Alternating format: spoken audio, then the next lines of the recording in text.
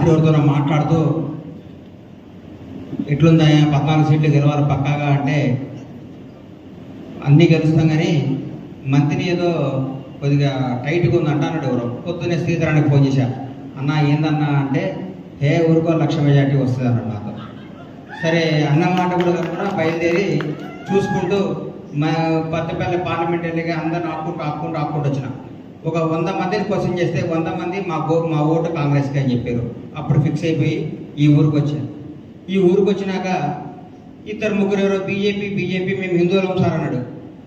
బాబు నాకు 50 సంవత్సరాలు 34 సంవత్సరాలు శబరిమలకు వచ్చిన, నువ్వు నాకంటే గొప్ప హిందువు కాదు. నువ్వు శ్రీరామ్ అని మీరు పేరెత్తుతున్నారు.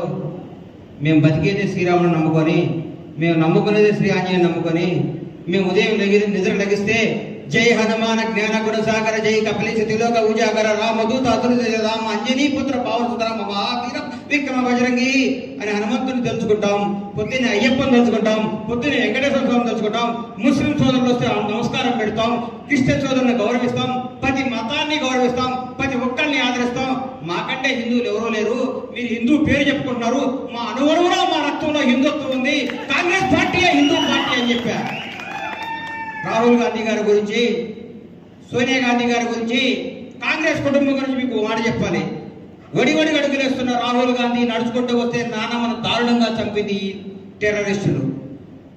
బాధల్లో తట్టుకొని బయటకు వచ్చి కాలేజీకి పోతుంటే అమ్మ ఫోన్ చేసి నాన్న సీపీరమ్మదూరులో ముక్కలు చేసి చంపారని చెప్పింది. అన్ని కష్టాలు తట్టుకుని నిలబడ్డాడు రాహుల్ గాంధీ. ఆ కుటుంబం కాంగ్రెస్ పార్టీ దేశానికి ఎంత సేవ చేసిందో మీకు తెలియదా? కాంగ్రెస్ పార్టీ దేశానికి ఎంత నిలబడిందో మీకు తెలీదా? ఎన్ని ప్రాజెక్టులు కట్టిందో మీకు తెలీదా? ఎంతమందిని ఆదుకుందో తెలీదా?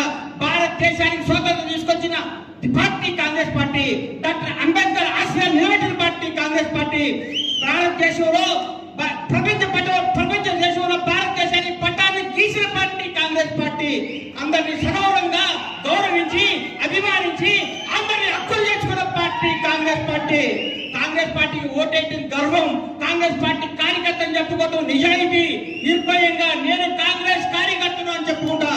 నన్ను అడిగిండు, అరే నువ్వు టీఆర్ఎస్ బీజేపీ గారు ఓచు కదా అని. నేను పుట్టింది కాంగ్రెస్ వాడుగా, నేను చచ్చేది కాంగ్రెస్ వాడుగా. నాకు పార్టీలు మారటం, పార్టీల కోసం నిలబడటం తెలియదు.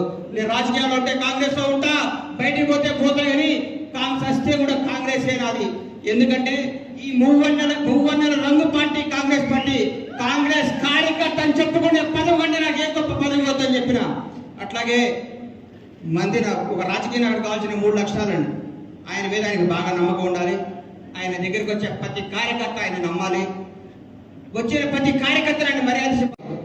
ఈ రాష్ట్రంలో, ఈ తెలంగాణ ఆంధ్ర రాష్ట్రాల్లో నేను చూసిన క్యారెక్టర్, క్యాలిబర్, నిజాయితీ, నిబద్ధత, సంస్కారం, చదువు, మర్యాద, మంచితనం అన్ని పుణ్యాలు చూసుకున్న దొద్దిడ శ్రీధరబాబు గారు చూస్తే నాకు గర్వంగా ఉంటుంది.